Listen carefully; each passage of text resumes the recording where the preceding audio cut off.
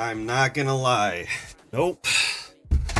My anxiety levels are pretty high. You would prefer the human race to endure, right?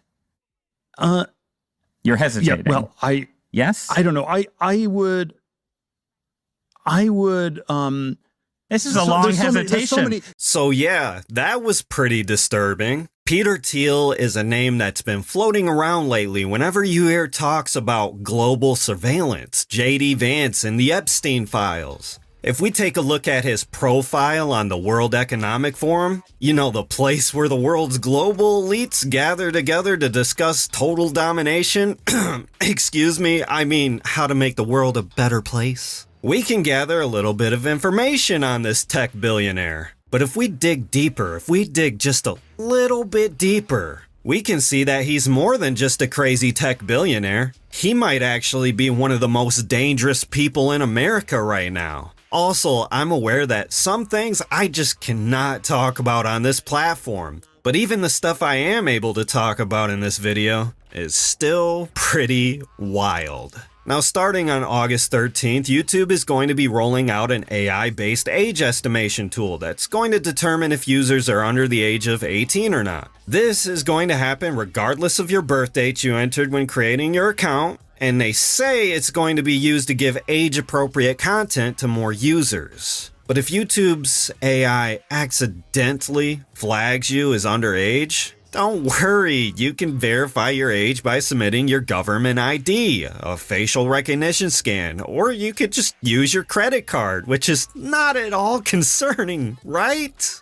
I mean, these third-party companies, they're pretty safe, right? There's no potential for all your sensitive information getting leaked, right? Cyber attacks and all that. Thanks to the UK's Online Safety Act, basically the entire internet is going to have to comply with these guidelines or pay massive fines if they want to still operate in the UK. So how does this all connect to Peter Thiel? What's his role in all this? Well, a long time ago, there was this thing called Project LifeLog. It aimed to compile a massive electronic database of every activity and relationship a person engaged in. This was to include credit card purchases, websites visited, and the content of telephone calls and emails sent and received, scans of faxes, postal mail sent, blah blah blah. It was a military surveillance project ran by DARPA. But the Pentagon ended up canceling its ambitious effort to build a database tracking a person's entire existence.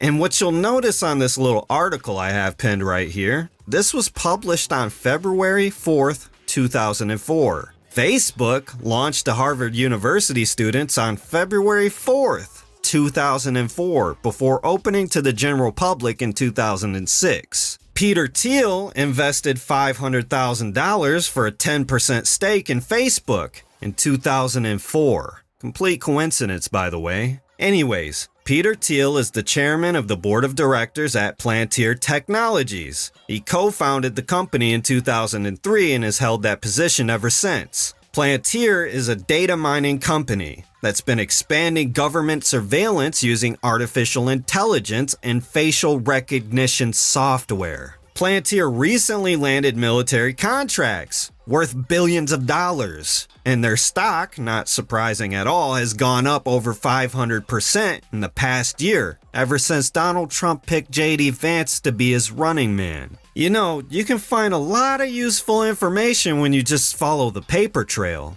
Like how Peter Thiel donated $15 million and sent it to Project Ohio Values, J.D. Vance's campaign fund. Still think the UK Online Safety Act and the US's equivalent bipartisan bill floating around in Congress right now is really about child safety? Because to me, it kinda sounds like a massive government surveillance system being made to spy on us. Or I could just be crazy. After all, an AI surveillance system that massive would take way too much water in order to use for cooling server farms. How the hell would they even get all that water? Oh wait, I know. Bill Gates, BlackRock, and Nestle could just monopolize water itself. Bill Gates has been purchasing a lot of farmland lately, sitting right on top of major aquifers. And BlackRock, strangely enough, has been investing billions of dollars into water infrastructure. But that's just pure speculation. I'll let you decide. I'm just sharing public information after all. And this all leads to this thing right here.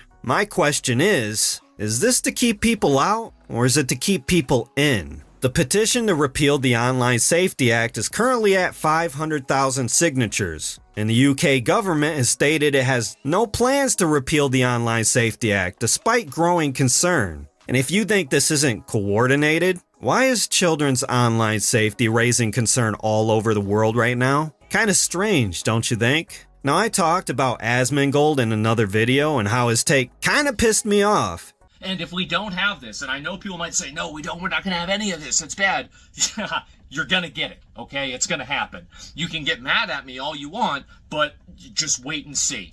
So I think we need a validation system. We need a way... It almost felt like he was siding with this, basically saying, it's inevitable, and here's the options I'd like to see in the future. And even though this is something I didn't want to hear, I do agree, I think this is inevitable. There's too much money being invested into collecting all our information for this to just go away. This is 100% going to happen. And this isn't just about surveillance. This is about control over what you see, what you say, and what you think. The internet is on its way out, and the Constitution too, that's on its way out too. And we're heading straight into techno-feudalism, where everything from your carbon footprint to every single purchase you make is constantly being monitored and regulated. Also, why are tech billionaires building doomsday bunkers? Like, what exactly are they afraid of? Now I'm expecting YouTube to do its best job scraping this video for controversial keywords to make sure this gets seen by as few people as possible. So if you could, this is the first time I'm ever going to ask, it's the first time in all my videos that I've ever made, could you please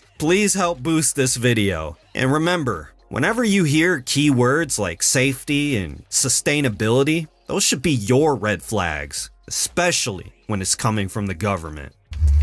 Oh man, this shit is